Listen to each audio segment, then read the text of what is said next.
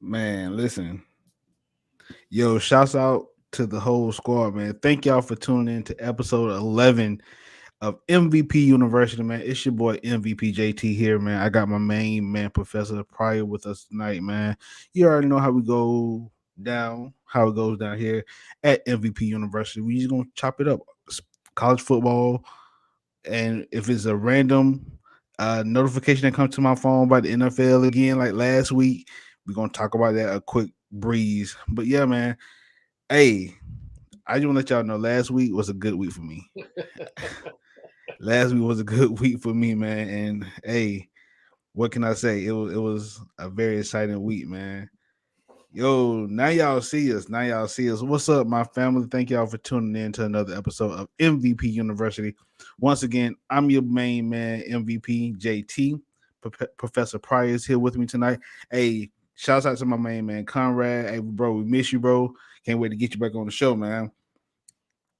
So I know y'all probably like, what is he talking about? He had a good week. Hey, I went 4-1 last week, guys, on my picks. This is the first winning week I've had. Y'all don't understand how excited I am about that, man. This is like typically I go either 2-3 or 1-4. I was over 500 this week, man. But hey, it was some really good football last weekend, though. Honestly, It was. Agreed. like So I'm trying to think. Who did I lose on? I went with UCLA. you went with UCLA, you went with Texas, and you went with Kansas State. Hey, listen, man, Kansas State. That's a bad beat. I mean, they went through 3 quarterbacks, man. Yeah, That's a bad beat. I was still everything considered. I'd have still took Kansas State over TCU. And if Will Howard would have stayed that game, I think Kansas State would have won that game. But well, woulda, coulda, shoulda. It don't matter. I won. I had a winning week. I think Conrad might need to stay off the show for a minute, man. Because when he here, I go with him and me and him. Yeah, like, see, that should probably be. And Conrad be talking foolish, and you just want to man. Hey, yo, but real quick before we get started with the show, man. Hey, do me a favor, like, share, and subscribe to this channel. Like, share, and subscribe to MTMV Sports. Man, we got so much stuff going on, so much content coming out to you guys. We got the V Report, Sports Talk with C, the Full 94, the main card, the Hugh Jackson show. Man, it's so much stuff that we'll give you guys, man. So if y'all really like sports like we do, if you're a sports enthusiast like we are, man, just tune into the network, man. You know, we got uh blogs being posted by our very own Professor Pryor, as well as our main man C Micah with Not the Same Podcast. And also check them boys out, man. Hey, they give you a great show 3 days out the week. Yeah, they do. I mean, a great show. So yeah, check it the whole squad out, man. We all winning around here, man. So yeah, we're gonna go ahead and hop into this thing, man, real quick. So Professor Pryor, talk to us. So what we got on the yard today, man? So it's some kind of serious stuff, kind of not serious stuff. I want to start with an interesting statistic that I just read. Okay, talk to me. Mario Cristobal. Let me see if I can get this right. Mario Cristobal, Mel Tucker,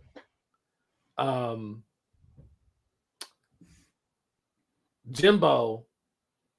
I just forgot. It's another coach.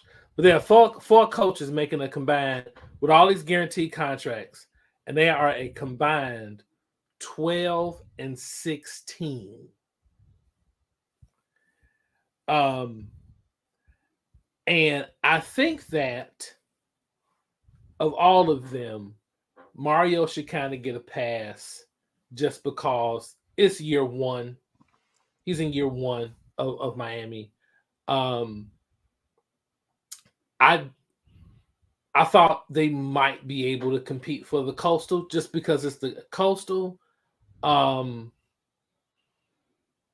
I don't know how much of an excuse Jimbo Fisher has for being 3-4 down there at Texas A&M right now. But what I really want to get into,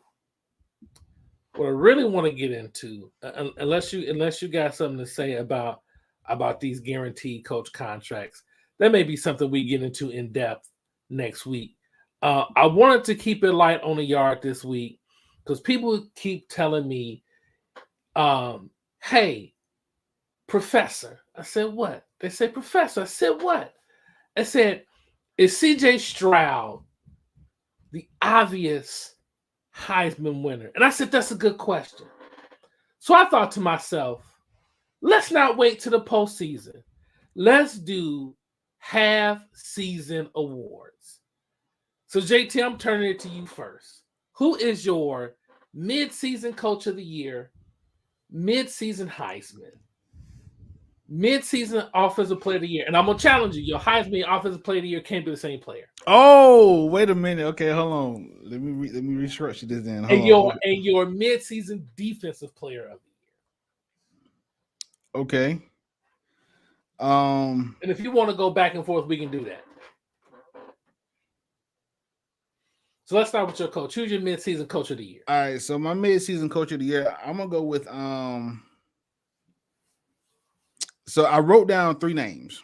Okay. I wrote down Dan Lanning in Oregon. That's a good one. I wrote down Lincoln Riley in USC. Okay. And I wrote down Kirby Smart. Okay. But being realistic and just looking at the overall picture, no one expected Oregon to be 6-1 right now. Mm-hmm. No one expected Bo Nix to even be in the sentence of could he be invited to New York. Okay. That's my first defense. My second one, Lincoln Riley has put USC back on the map. USC is relevant again. That UCLA and USC game is going to be a meaningful game this year. First time since the Pete Carroll era. For the first time in almost 20 years. Yeah. Second thing, Kirby Smart is finding a way to win. Yeah. So I'm gonna go with Dan Lanning as my coach of the year. Okay. Right now. Reason being, man. Okay, let's think about this. First game of the season, Oregon UGA. UGA beat them 49-3. Mm-hmm. From that point, we thought, okay, this is gonna be the traditional Oregon team, 3-4 loss win, 3 to 4 losses on the season. Might make the Pac-12 bowl game, championship game just because of the side of the conference they're on. But I'm gonna give you a rundown. They lost to UGA 49-3. After that, they beat Eastern Washington 70-14. They beat a undefeated, if I'm not mistaken, undefeated at that time, BYU 41-20. Yes. They beat Washington State 44-41. They beat a Stanford team, which is decent, 45-27. They beat Arizona on the road 49-22. They beat UCLA 45-30. He is carrying that team. He's coaching that team. He's bringing back the quack attack. I'm gonna tell you what I like about Dan Lanning, since you mentioned him. He's actually doing the opposite. Oh, my man is back next week. Are you gonna love my coach of the year, Westside? Because it's strictly to troll you, just by the way. But I like Lanning because he's not sacrificing trying to play wide open offense to kind of compensate for his defense. Like it's taking Kirby some time to learn that down there in Georgia. I like those. I did not go commercial, I guess, for lack of a better term. I was thinking, kind of going through. I thought about Lance Leipold because it's Kansas. You know, the man's won 5 games at Kansas. I'm looking at the rest of their schedule. They got one more. Losing Jalen Daniels, and from a couple of things I've read, he may be out for the rest of the season, which hurts. My coach of the year, yes, to troll West Side, is the team I told him about in the preseason. He didn't want to listen. Nobody wanted to listen to me, but I told you they was going to be dangerous. Dino Babers, upstate New York, Syracuse University. Listen, now I got to tell you, I don't know how Sean Tucker only got the ball 5 times against Clemson. 5 times. That man, that I was when I was watching that game, I'm like, wait a minute. Wait, hold on. For 54 yards. He was getting 10 yards a carry. So Baber after the game goes, the way that Clemson was playing Tucker on the RPO was forcing Garrett Schrader to run. I said, all right, cool, coach. Inside zone, outside zone, 16 power O, student. Y'all don't have no running plays. Every running play is an RPO. Y'all don't have no regular trap, toss, sweep. I know. Can you run a running play? Because Clemson, if they would have figured out a way to get Sean Tucker the ball, they might have beaten Clemson. No, ain't no might about that. They would have beat Clemson. Yeah, because Clemson shut them out in the second half. And the one fear I had about Syracuse playing that game came true, because I like Arondé Gasson, and I liked his dad back in the day when his dad played for the Dolphins, but they don't have a legit take the top off of defense deep threat. Yeah. So that kind of hurt them.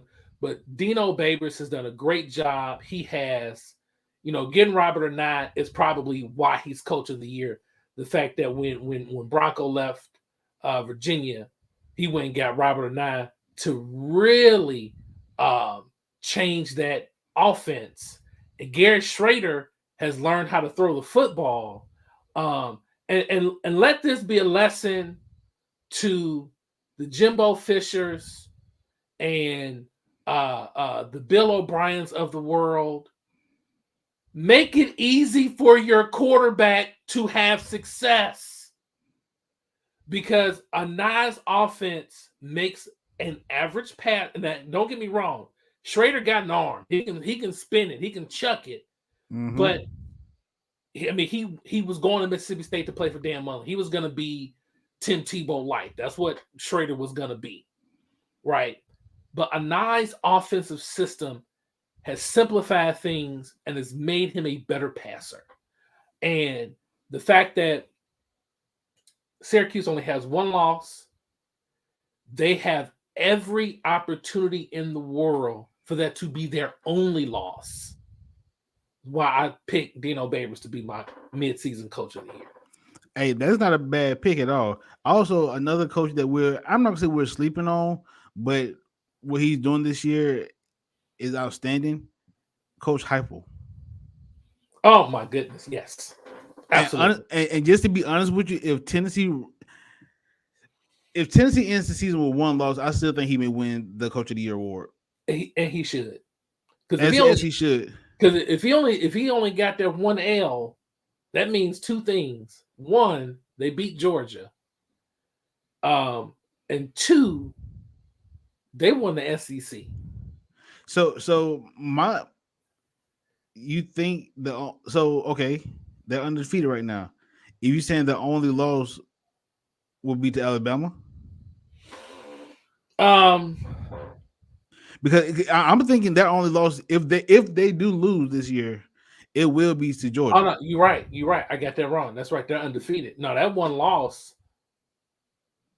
I don't know, man. I don't know what that loss will be. And I'm gonna be honest with you. And I know we're jumping the room, a little early because the game ain't until next week. Mm-hmm. But I personally feel that if Tennessee beats Kentucky this week, I'm going to go on record and say right now, today is October 27th at 10:41.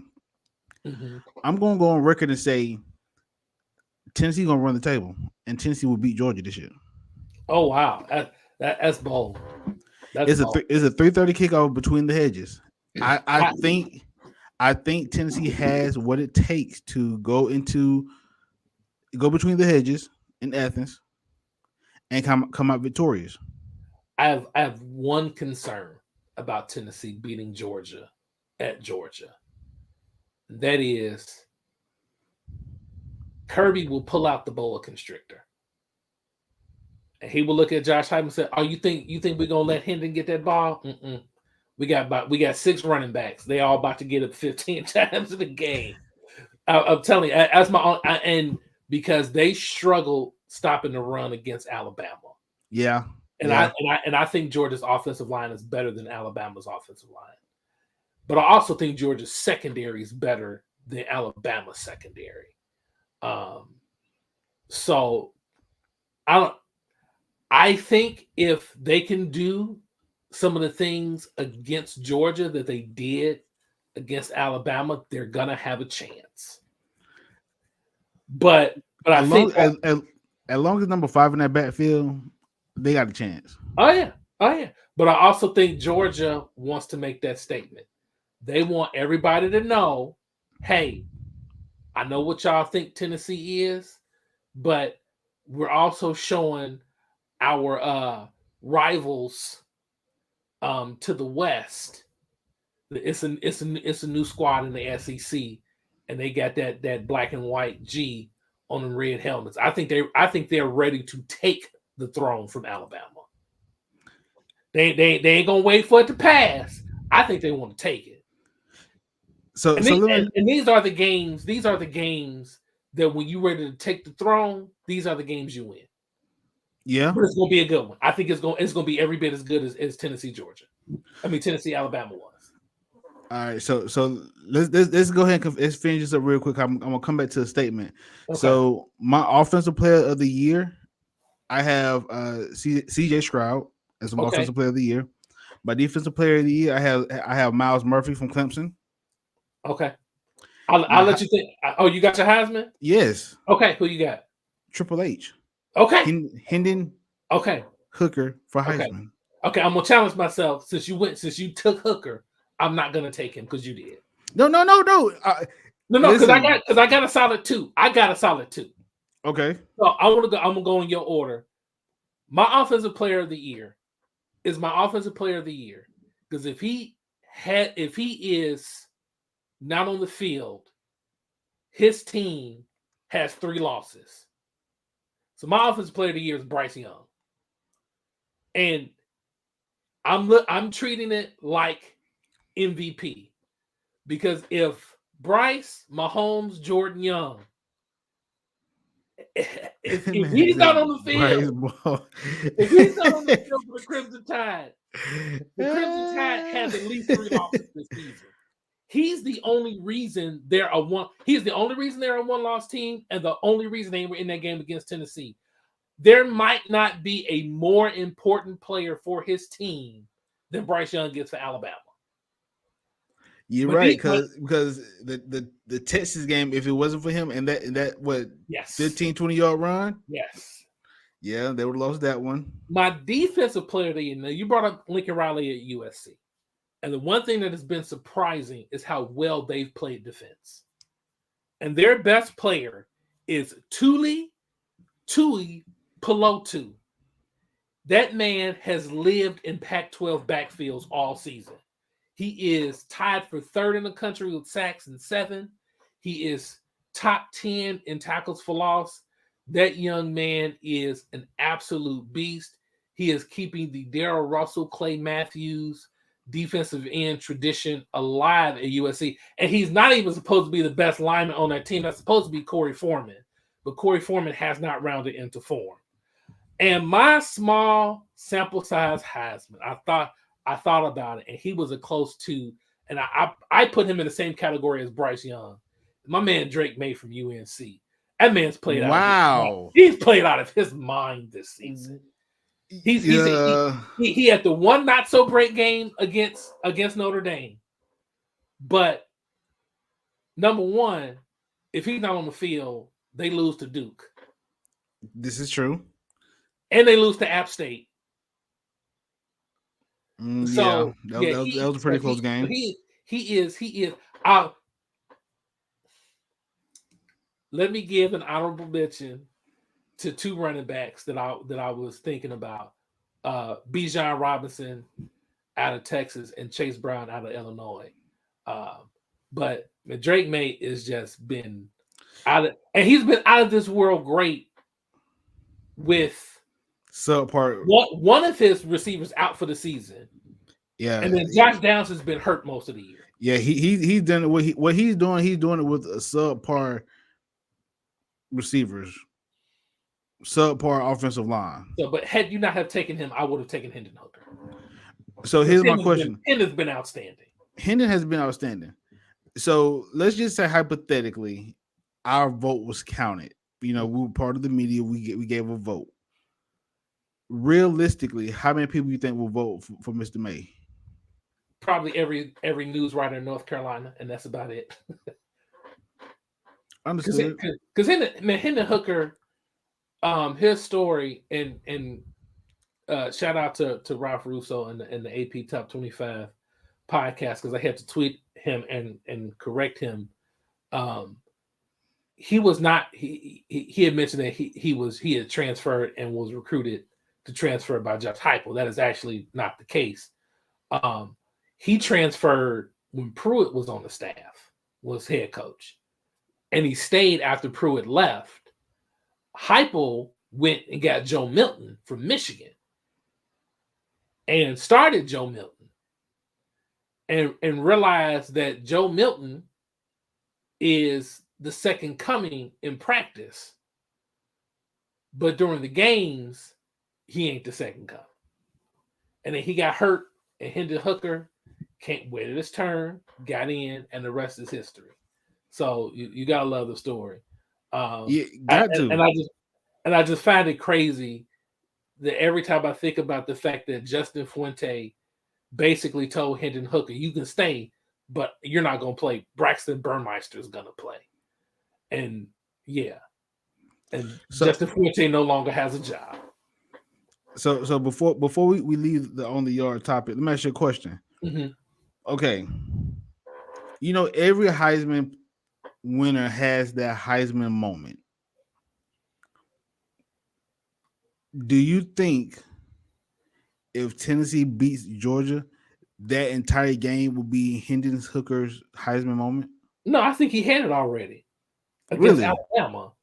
But I think if he needs to play well, win or lose. Like, he needs to do what Deshaun Watson did against Alabama in the championship game. He needs to go tit for tat with Georgia. And I will say, in one sense, if he plays well against Georgia, and I don't want to disrespect Kentucky to any Kentucky fans, because I'm hoping Will Levis brings it, because that's going to be fun. If Levis actually plays like the number one pick in the draft, like everybody think he's going to be, and he lighten it up, and Hendon Hooker lighten it up, that would be fantastic. But yeah, I don't like Kentucky's offensive line. It's not as good as it used to be. Anywho, but I think if he plays well against Georgia, he'll have two, because I do think Georgia's defense, because of partially what they did last season and what they're doing this season, there's a mythology around the Georgia defense that, quite frankly, is like Alabama 03 to 08, the mythology around those defenses. So if he shreds up Georgia, they just might as well just mail the award to the men's dormitory. So do you? Here's my last question. We're gonna move on. Do you think Stetson Bennett do you think he gets enough credit for what he's doing, or he gets none, not enough, more than enough? I don't think he gets enough, but I think Stetson Bennett is a really good, solid college quarterback. His nickname is appropriate. He's the mailman. That's what he is. He's not. He's not the type of quarterback that can elevate marginal receivers. I mean, when you think about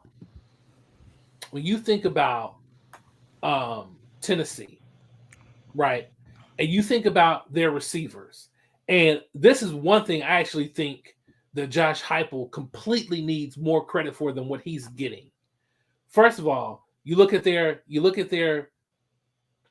leading receivers. So Brew McCoy, you got Brew McCoy off the scrap heap between USC and Texas.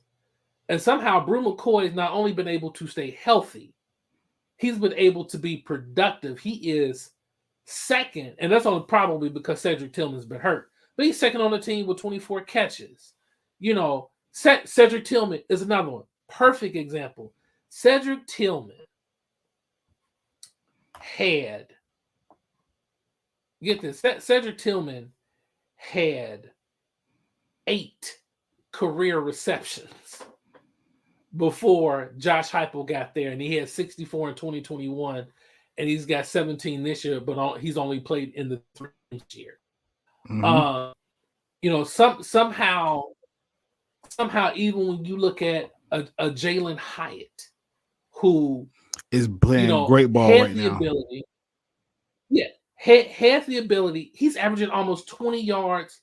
Here's the thing: he is leading Tennessee in receptions, but he's also averaging almost 20 yards a reception, and he's doubled his total from last season. So, but when you look at that compared to the 4 and 5, well, predominantly 4 stars that Georgia has, including the offensive line, I mean, Stetson Bennett is doing exactly what he's supposed to do.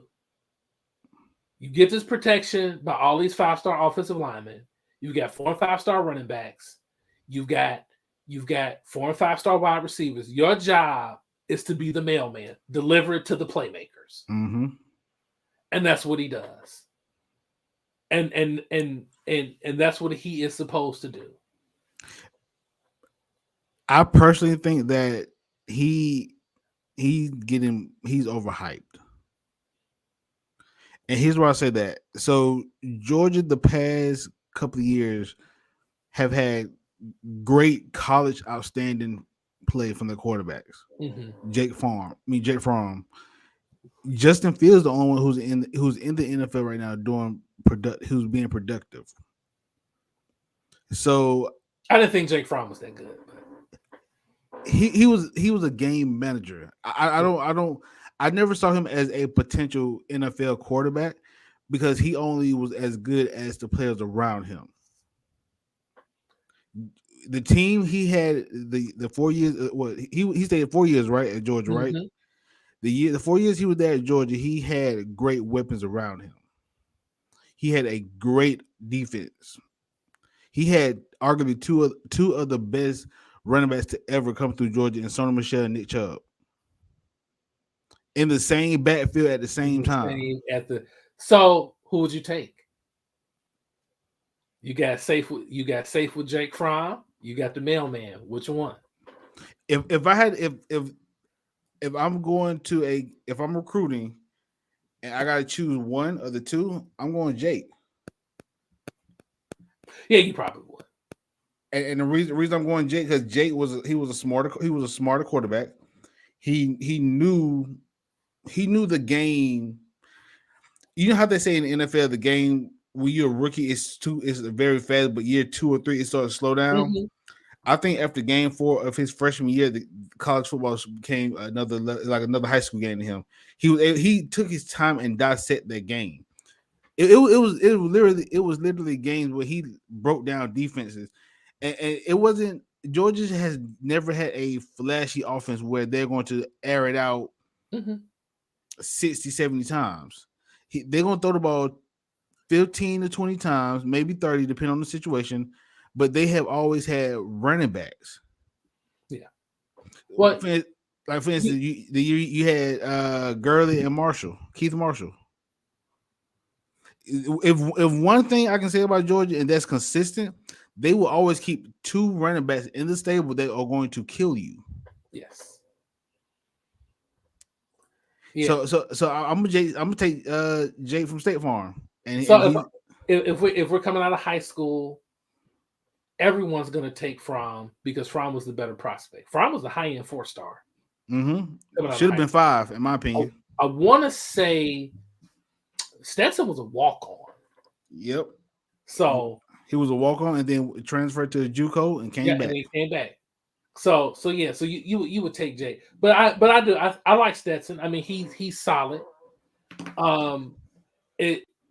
He is the only time he would get exposed And if you're going to expose them, it's going to be this season because their defense is fantastic, but it's not Ooh. historically great as it was last year. Georgia, Yeah, their absolutely. defense is outstanding, but it's not it wasn't what it was last year. And It's nowhere near close. I am hoping to see Ohio State and Georgia in the playoff. I don't care when it is. I just want to see it.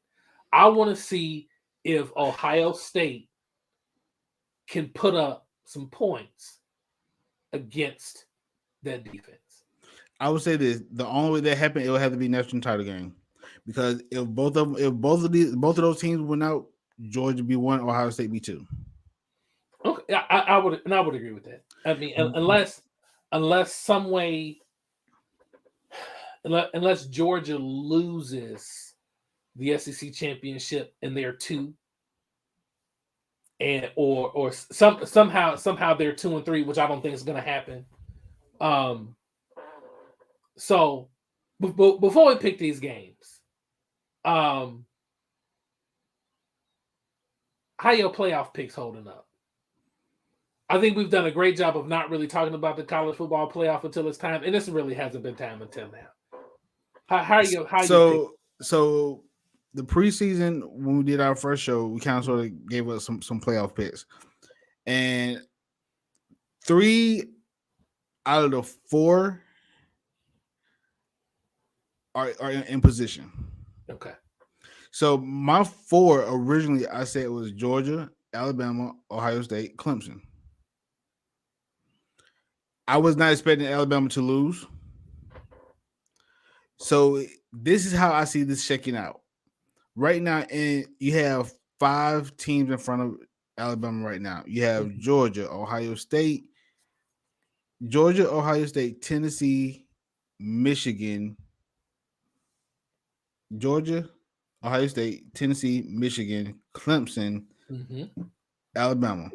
Yeah. The top 4 teams play each other in the coming weeks. Yes. Which shakes up to, once again, a possibility of at least 2 SEC teams getting in. But now that the season has progressed, we're midway. I'm going to change my playoffs for a quick second. Hypothetically speaking, Tennessee wins out. Tennessee's in. Clemson will be in. Ohio State will be in. USC will be in. I don't think USC is going to win the Pac-12. USC, a one-loss USC team. I'm thinking about that now. I have a question. I'm glad you brought that up.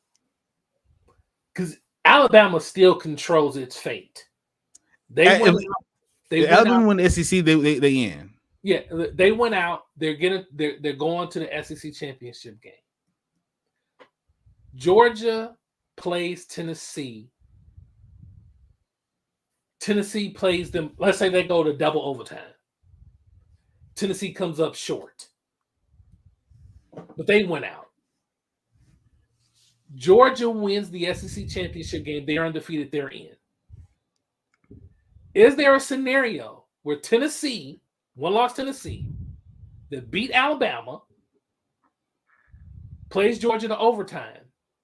Is there a scenario where they don't even play for the championship game and make the college football playoff? Absolutely.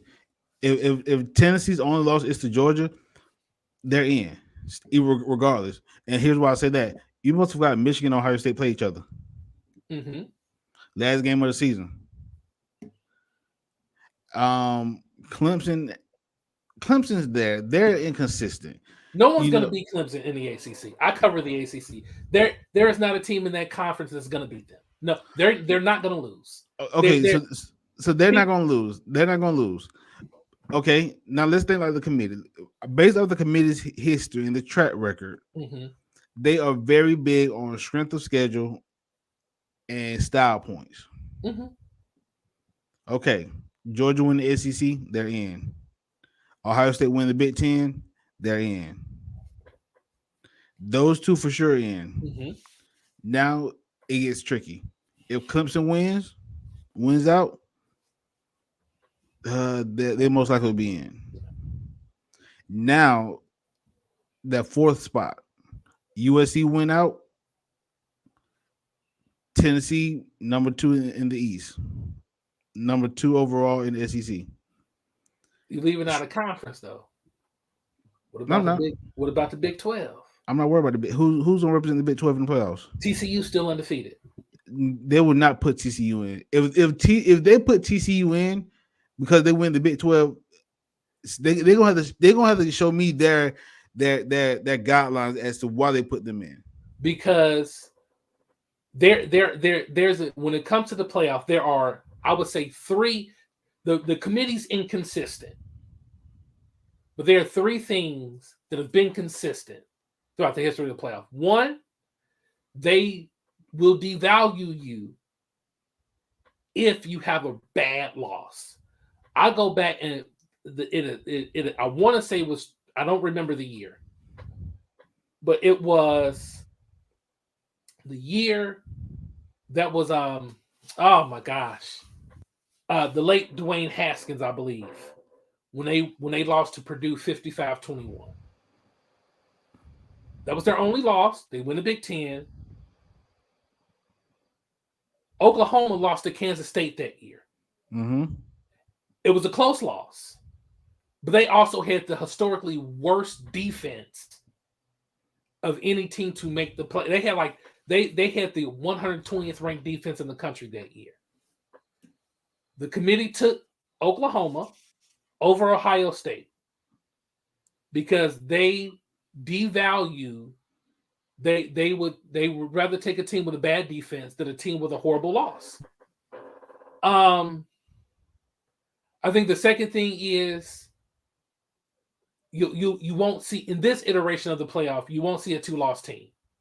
Absolutely not. You lose 2, it's a wrap. But also they're not going to exclude an undefeated Power 5 conference champion. Okay, and here's why.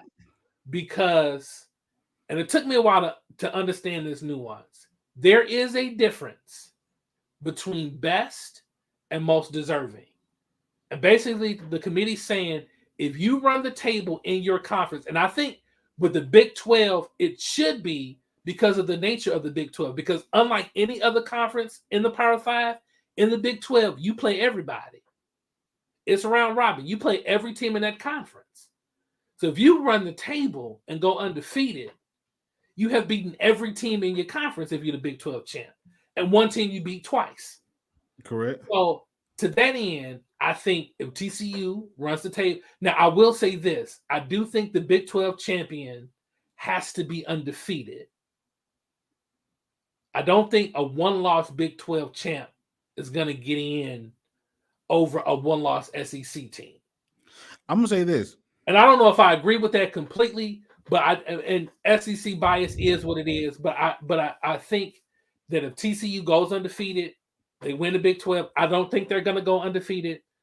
They have a chance to win the Big 12 though, but I don't think they're going undefeated. I think they're in the playoff. So the net one, you'll put your undefeateds in over a one-loss team, and it's not because they're better. Just both years Notre Dame made the college football playoff. They were not one of the 4 best teams. They were not. But they deserve. But they were most deserving because they won all their games. Okay, so peep this. Last 5 games for TCU. Mm-hmm. They go to West Virginia. They got Texas Tech at home. Mm-hmm. They have Texas on the road. They go to Baylor. Last game of the season against Iowa State. So they could. So out of those 5, but it's the Big 12. They can win all 5 or lose 3 of them. Out of those 5, I see one loss. Who do you see? I see them losing to Texas because they're in Texas. Like Texas is home. I see them losing to Texas. That's the only realistic loss. I don't trust Baylor. West Virginia, no. Texas Tech, Texas Tech really just playing ball. I gotta be honest with you, man. Before you say no to West Virginia, those are the games that teams lose in the Big 12. Yeah, you're right. And you know, JT's playing well. Your boy Bryce Ford Wheaton's playing well. Um, I will say I think it's important that unlike the last 2 weeks, TCU needs to get off to a better start. Yeah, But I would agree. I think they can lose to Texas Tech too, because I think Tyler Shutt or Donovan Smith will be back for that game. And one thing that Texas Tech can do, they can pitch it around the yard. They can't play much defense. yeah, But they will throw they will throw. I want to say Joey McGuire probably runs one of the pure systems of the air raid that we got. I mean, nobody runs it like Leach, but McGuire runs it close. He runs it more than Leach does, but yeah, but I think yeah, if they go undefeated, they're in, and then you'll probably have TCU, Georgia, Clemson, Ohio State. okay. Oh, well, let me if that were to happen, and if Georgia's 1 and TCU's 4, that could actually be a decent 1-4 game, and we don't get many of those. You're right. It's been a while. When last time? Well, 1-4. We haven't had a solid 1-4 game in a while. It's been a good minute, but hey, all right, y'all. You know, once again, thank y'all for tuning into the show. That was our on the yards topics. You know, where we just chop it up on the yard, man. We just go to the student center, walk around the plot. You know, sit on the yard and just talk sports. Hey, once again, check us out on all social media: YouTube, Facebook, Instagram, Twitter. Professor, you know, he got his blogs Saturday morning. Is it Saturday Morning Blitz, right? SaturdayBlitz.com. Saturday Blitz, yeah, yes. .com. And then also check us out on Twitter at _MVPU_. We got some stuff and start dropping, so I want y'all to really, you know, chime in with us and just check us out, man. We really appreciate all the, you know, comments, all the feedback that you guys give us, man. Without y'all, it's no us. So I'm truly grateful for everyone that tunes in to us and continues to rock with us, man, because we're going to continue to give you guys great content week in and week out. All right, man. Y'all know what time it is. So it's film session. Last week I went 4-1.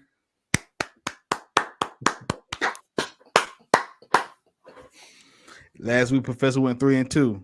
Well, 3-2. It happens. So this week we only got 4 games. The reason we got 4 games because it's gonna be a quick games, but the games we're picking have a lot of value. So the first game I'm starting off with Oklahoma State, Kansas State. Professor, talk to me. All right. So you're looking at 2 1-loss Big 12 teams trying to keep pace with TCU, who is solo undefeated in the Big 12. Man, I think this is going to be another entertaining Big 12 matchup.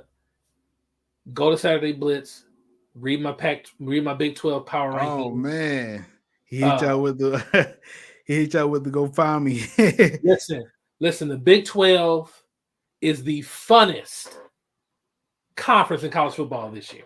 They may not have the best teams. They don't have a Georgia, but the games have been outstanding. They've all been fun. I'm going with Oklahoma State only because it looks like Adrian Martinez is not going to play. And although Will Howard did play well against TCU, I don't know if Will Howard can play well twice in a row. And Derek Mason did not work out at Vanderbilt as their head coach, but he's proven, just look at that second half against Texas, that he still knows how to coach defense. Give me the Pokes in this one. Okay. I'm going with you as well. I think Oklahoma State offense right now is clicking on all cylinders. Kansas State has really they really haven't been the Kansas State who people thought they were going to be. They had a high ceiling coming into the season.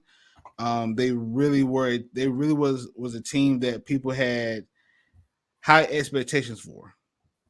They really haven't lived up to it, and I think Oklahoma right now just is it will be the more dominant team in this game because look what Oklahoma State has been doing, man. They have really been imposing their will on teams. You know what I'm saying? It hasn't been like I'm not gonna say necessarily say imposing their will, but if they want to win, they'll find a way to win the game. They will not find a way to lose. And Spencer Sanders has found a different level. Yeah, like And that's how. And number one, he ain't throwing it to the wrong jersey as much this season. he only has 4 interceptions this year. 15 touchdowns, 4 interceptions. So yeah, so I'm going OK State. Professor going OK State. All right, cool. Game number 2, Tennessee, Kentucky. I think I already know what is going. I'm taking Tennessee. We've already discussed that early in the show. Yeah, I'm taking Tennessee. I'm with you. I'm taking the Volunteers. Okay, that was a quick one. Next game, Ohio State, Penn State. Where's this game? Is this where's this game? This game is in? It's in Happy Valley. Happy Valley. Yep. Okay, so about my next question as we continue this kind of mediocre podcasting right now. What time is this game? Noon. Ohio State by 3 touchdowns. Yeah. Bruh. So here's the just real quick. Because Penn State, no matter how good Ohio State is, it looks like when they play Ohio State in Happy Valley at night, they usually play Ohio State tough. Very tough. And it's always and the same thing usually always comes out after the game. Man, if Franklin would only find a quarterback, they could beat him. But this game's at noon. And Ohio State kills. Ohio State they are probably the best noon team I've ever seen in my life. Yeah.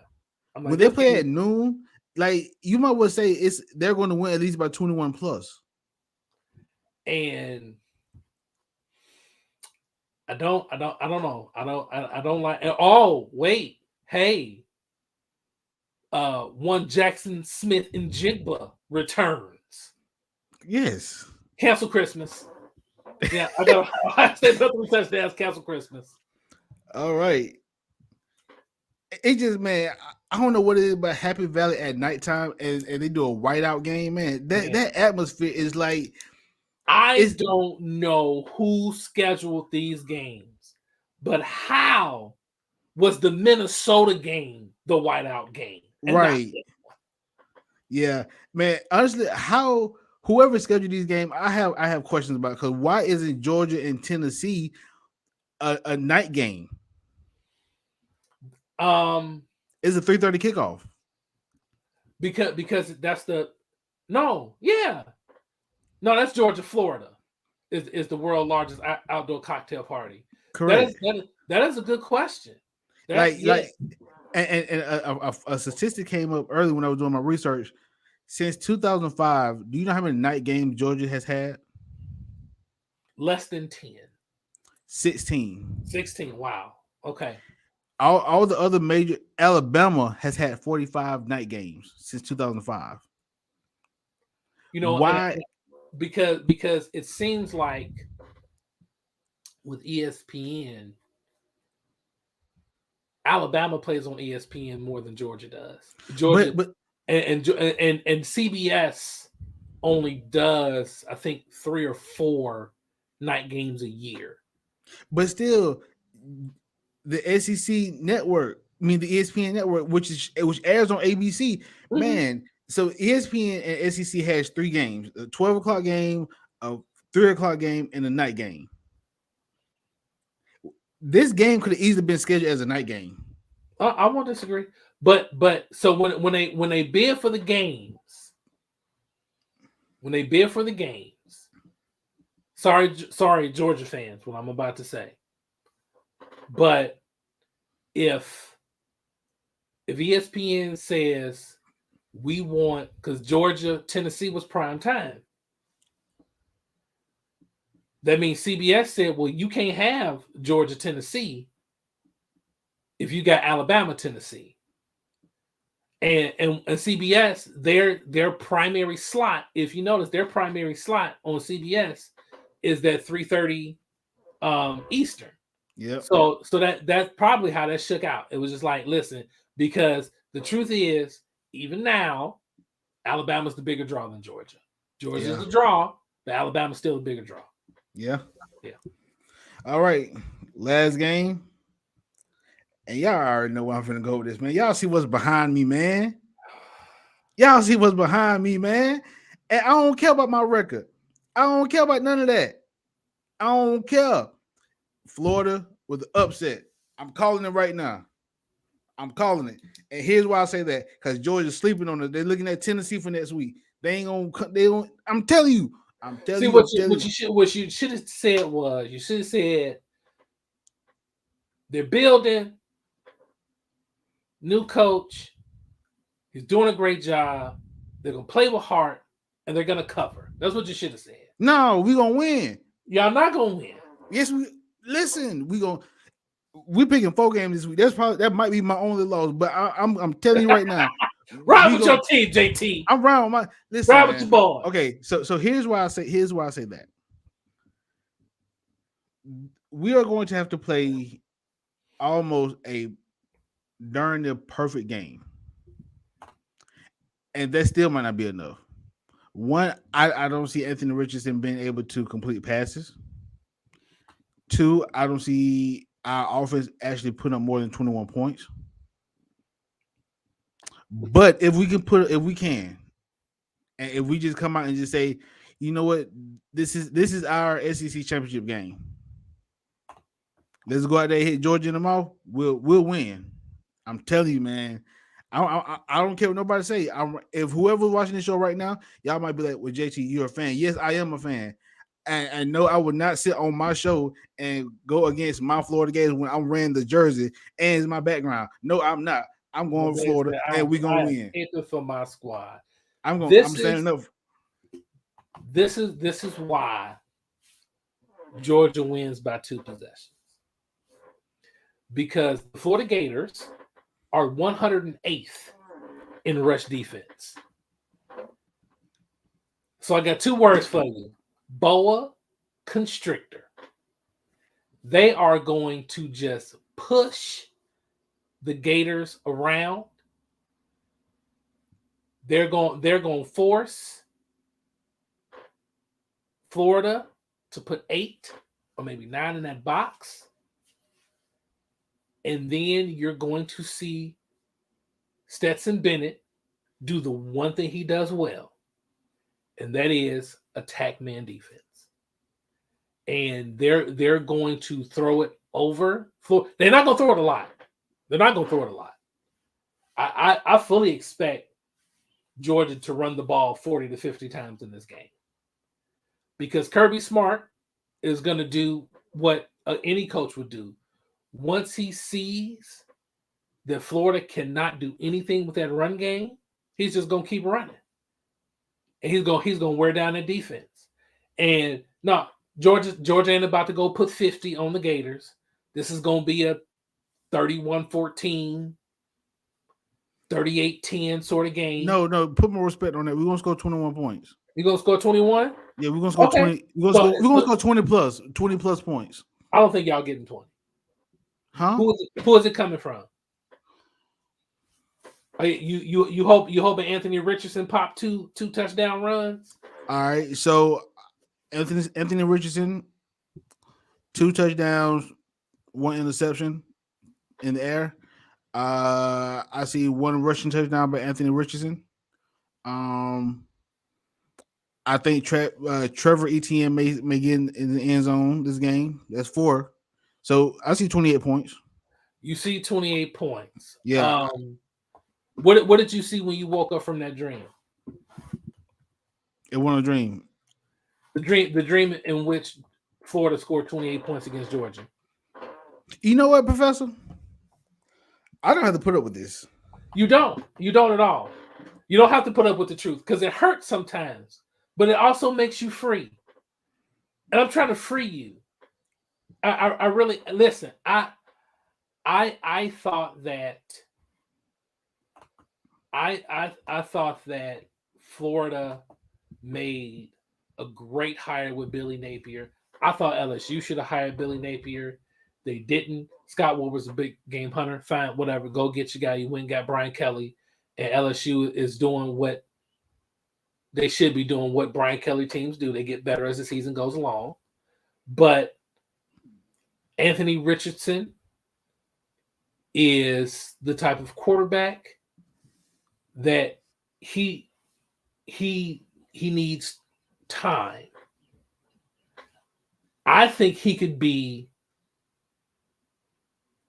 could run the offense the way Levi Lewis did in Louisiana with just remarkably more talent. Yeah. But the offensive line needs work, and he has no one to throw to. And I do not. Yeah, I know, man. I know it's rough. It's rough. Listen, that's why when I got in this game, I just went and got off the narcotic because if I was still on it, man, I would just be driving myself crazy. We'll talk about Notre Dame next week. We ain't got to talk about that this week. I'm working on an article about Marcus Freeman. So, but yeah, I'm telling you, man, Georgia's pulling out that boa constrictor, and they just gonna run, and they just gonna eat the clock and eat gator, which is quite tasty. It does taste like chicken if you've never had gator. I've had it, but it is delicious. It is delicious, but yet and still, I'm around with Florida with the upset. Right with them. I am. So yeah, man. Once again, me and Professor both picked OK State. Me and Professor both picked Tennessee. We both picked Ohio State. And deep down inside, he want to pick Florida, but he has to be the realistic one.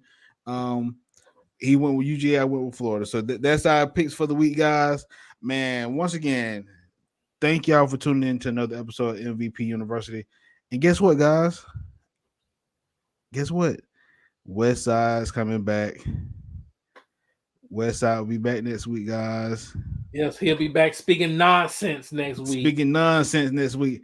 But yeah, man, thank y'all for tuning in to another episode of MVP University. I'm MVP JT. That's Professor Pryor. Check us out on Twitter. Check Professor out on SaturdayBlitz.com. He dropped articles out of this yin yang. Also, check out the whole squad, man. Not the Same podcast, the V Report, Main Card, Sports Talk with C, the Full 94, man. We got shows on top of shows on top of shows, man. And if y'all ever on a road trip and you just want some good quality content, pop us in. Find us on Apple Music, find us on YouTube, and we'll take you from your point A destination to your point B destination. So yeah, man, thank y'all for tuning in to another episode of MVP University. We're signing out. Hey, Professor, what you about to do, man?